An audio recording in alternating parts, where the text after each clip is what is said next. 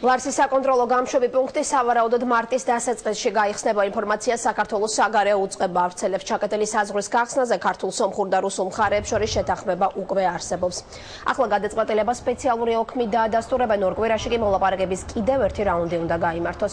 წინასწარ ცნობილია რომ გზა მხოლოდ ტრანზიტული არ იქნება და ტვირთების გადაზიდვასთან ერთად საზღვრით საქართველოს მოქალაქეებიც ისარგებლებენ. საკონტროლო გამშვები პუნქტის ამუშავების თხოვნით 2 თვის წინ რუსეთს ოფიციალურმა ერევანმა მიმართა. წლების განმავლობაში სომხეთიდან რუსეთის მიმართულებით ტვირთი სწორედ ლარსის გავლით გადიოდა. ეს არ იქნება მხოლოდ სატრანზიტო მექანიზმი, როგორც ასეთი მხოლოდ ჩვენი მეზობლების ინტერესებიდან გამომდინარე, არამედ მათ შორის ქართულ ტვირთად შეეხება ეს.